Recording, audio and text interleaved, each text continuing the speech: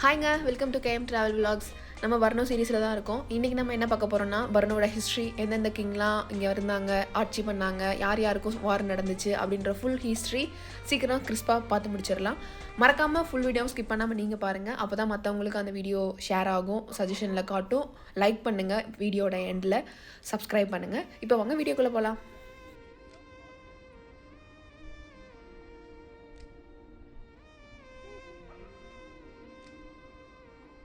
இப்போ நம்ம பார்த்துட்ருக்கோம்ல, ஒரு குதிரை மேலே ஒரு போர் வீரர் உட்காந்துருக்கிற மாதிரி. அந்த சிலை வந்து 2015 திறந்திருக்காங்க, கிட்டத்தட்ட 10 வருஷத்துக்கு முன்னாடி. இது ஒரு வெங்கல சிலை.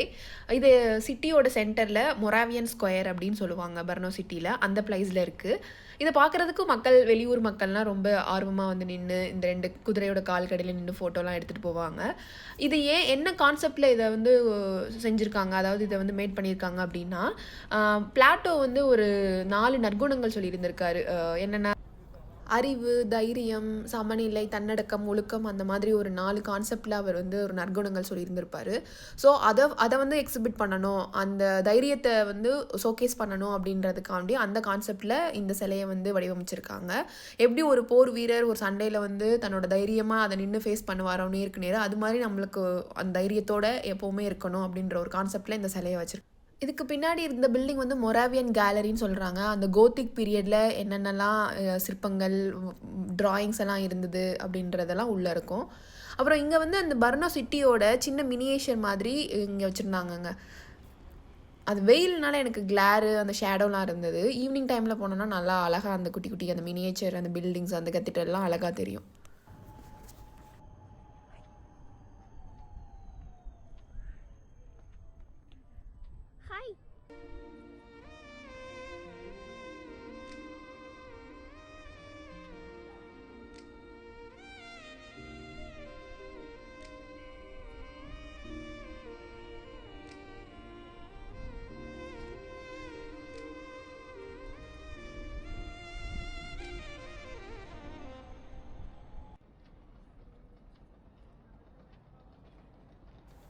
நான் இந்த சிட்டிக்கு போனது ஒரு சண்டே.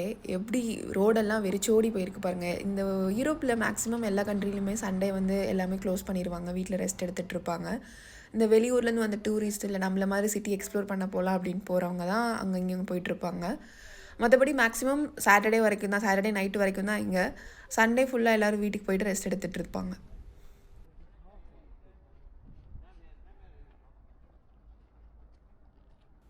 அந்த ஸ்டாச்சு இருந்துச்சுல, அது வந்து மொராவியன் ஸ்கொயர்னு சொல்லுவாங்க. அதுலேருந்து அப்படியே ஒரு ஸ்ட்ரைட்டாக ஒரு ஸ்ட்ரீட் போகும். அந்த ஸ்ட்ரீட்டில் நடந்து வந்தோன்னா சென்ட் ஜேம்ஸ் ஸ்கொயர் வரும்.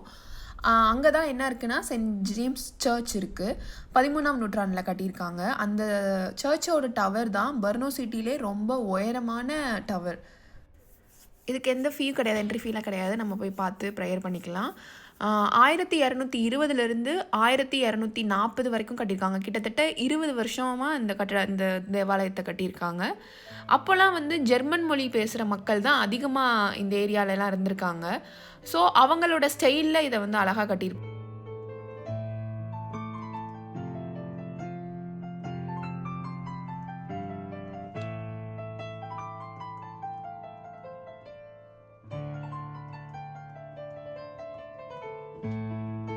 ஆரம்பத்தில், அதாவது 12ஆம் 13ஆம் நூற்றாண்டுலலாம் இந்த சர்ச் வந்து ஒரு சின்ன எளிய சர்ச்சாக தான் இருந்திருக்கு. ரொம்ப சிம்பிளாக தான் இருந்திருக்கு. 14ஆம் 15ஆம் நூற்றாண்டில் சரி இதை கொஞ்சம் விரிவுபடுத்தலாம் அப்படின்னு சொல்லிட்டு 15ஆம் நூற்றாண்டில் என்ன பண்ணியிருக்காங்கன்னா, இந்த சர்ச்சுக்கு ஒரு 3 பாதை வைக்கலாம், இந்த ஹாலுக்கு 3 வழியில் வர மாதிரி வைக்கலாம் அப்படின்னு சொல்லி இந்த சர்ச்சை வந்து ரெனோவேட் பண்ணியிருந்திருக்காங்க.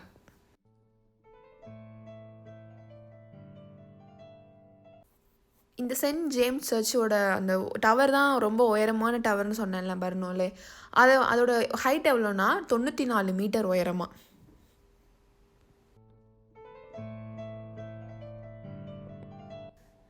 இந்த சர்ச்சில் நிறையா பழமையான ஓவியங்கள், சிற்பங்கள் எல்லாமே அழகாக இருக்கும், இன்னும் இருக்கும். வெறும் ஜீசஸ், மதர் மேரியோட ஃபோட்டோ மட்டும் இல்லாமல் அந்த ஓவியங்களும் அந்த காலத்துலேருந்து இப்போ வரைக்கும் அதை பாதுகாப்பாக வச்சுருக்காங்க.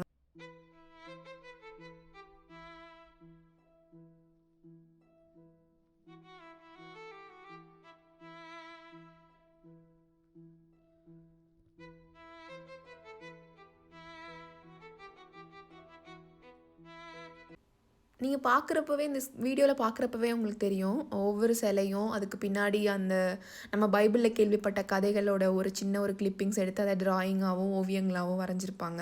அந்த ஓவியங்களும் அந்த சிலைகளையும் பார்க்கும்போது அவ்வளோ தத்ரூபமாக இருக்கும்.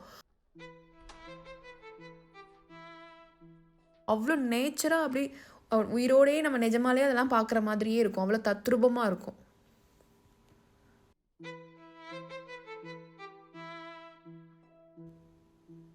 அப்புறம் நீங்கள் அந்த சர்ச்சோட அந்த அமைப்பை பாருங்களேன்.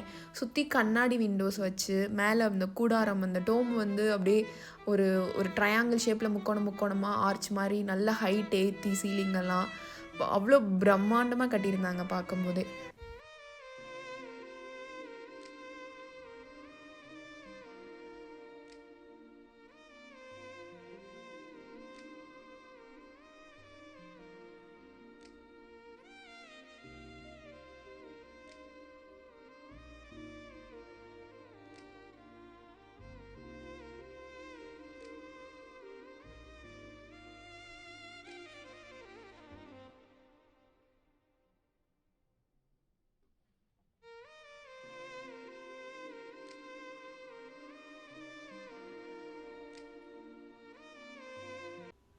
சில சர்ச்லலாம் இந்த கிளாஸ் விண்டோஸ் இருக்குல்ல, அதுலலாம் பெயிண்ட் பண்ணியிருப்பாங்க. அது அந்த சன்லைட் படும்போது அந்த கலர்ஃபுல்லாக அது அப்படியே ரிஃப்ளெக்ட் ஆகும். ஆனால் இந்த சர்ச்சில் ஏன் பண்ணலன்னு எனக்கு தெரியல. ஆனால் இதுவும் பார்க்குறதுக்கு அழகாக இருந்தது. அப்படியே ஒரு மாதிரி ஒயிட் கலரில் பேல் ஒயிட் கலரில் அப்படி பில்டிங்கெல்லாம் காமாக பார்க்கும்போதே நம்மளுக்கு ஒரு மன நிம்மதி கிடைக்கும்னு சொல்லுவோம்ல சில பிளேஸ்க்கெலாம் போகிறப்போ. அந்த மாதிரி ஒரு ஃபீல் வந்தது.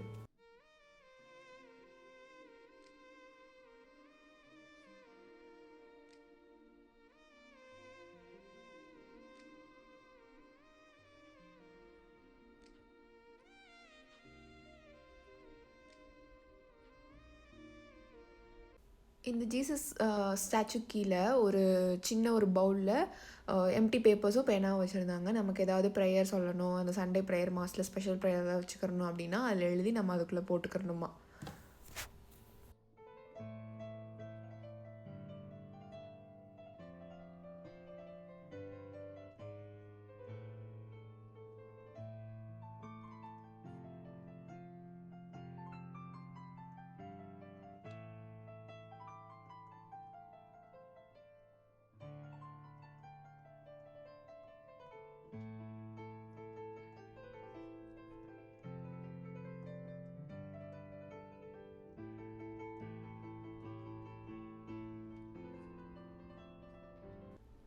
ஆரம்பத்தில் ரோமன் ஸ்டைலில் இருந்தது, அப்புறம் மாற்றி கோத்திக் ஸ்டைலில் மாற்றிருக்காங்க. இது வந்து இந்த சென்ட் ஜான்ஸ் சர்ச்சுக்கும் இது பக்கத்துலேயே சென்ட் பீட்டர் பால் சர்ச் அப்படின்னு ஒன்று இருக்குது. இந்த ரெண்டுக்கும் கட்டுறதுக்கான ஒரு போட்டி நடந்துருச்சு. யார் பெருசு, யார் அழகாக கட்டுறாங்க, யார் சீக்கிரம் கட்டி முடிக்கிறாங்க அப்படின்ற மாதிரி இந்த சர்ச் கட்டும்போது ஒரு ப்ராப்ளம் வந்துச்சு அப்படின்னு சொல்கிறாங்க. அந்த சர்ச்சையும் நம்ம போய் பார்ப்போம். அதுவும் ரொம்ப அழகாக இருக்கும். சர்ச்சில் அந்த கொயர் நடக்கும்ல, அந்த கீபோர்டு அதெல்லாம் ப்ளே பண்ணுவாங்கல்ல, அதெல்லாம் அந்த மேலே அந்த ப்ளேஸில் உட்காந்து பண்ணுவாங்க. அது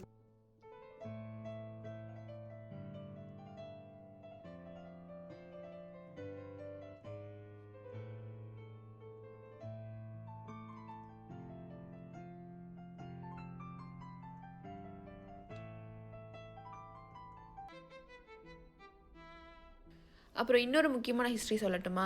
இந்த சர்ச் அண்டர் கிரவுண்ட் அந்த சர்ச்சோட பெனித்தில் என்ன இருக்குன்னா ஒரு ஆசரி இருக்கும். ஆசரினா அந்த பழைய இறந்தவங்களை பரி பண்ணியிருக்கிற ஒரு பிளேஸ் மாதிரி. நிறைய எலும்பு கூடலாம் எடுத்து வச்சு சேகரித்து வச்சுருப்பாங்க.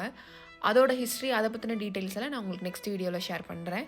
அப்புறம் இங்கே ப்ரேயர் பண்ணிவிட்டு அந்த கேண்டில் ஏற்றுவாங்கல்ல, அதெல்லாம் வந்து அணைஞ்சோடனே அந்த எம்டியான அந்த கேண்டிலோட வேஸ்ட்டெல்லாம் ஒரு லேடி வந்து எடுத்து டிஸ்போஸ் பண்ணிகிட்டே இருந்தாங்க உடனே. அப்புறம் சர்ச்சில் டொனேஷன் பண்ணுறதுக்கான ஒரு டிஸ்பிளேயும் வச்சுருந்தாங்க. அதை கிளிக் பண்ணி நம்ம எவ்வளோ அமௌண்ட் வேணுமோ. அப்புறம் சர்ச்சோட என்ட்ரியிலே அந்த ஹோலி வாட்டர் மாதிரி ஒரு சின்ன பவுலில் வாட்டர் வச்சுருந்தாங்க. அதை எடுத்து நெத்தியில் கிராஸ் போட்டுக்கிட்டாங்க. அடுத்து ஒரு வீடியோவில் வந்து உங்களை வந்து மீட் பண்ணுறேன். தொடர்ந்து நம்ம சேனலை பாருங்கள், சப்ஸ்கிரைப் பண்ணுங்கள். டாடா பை பாய்ங்க.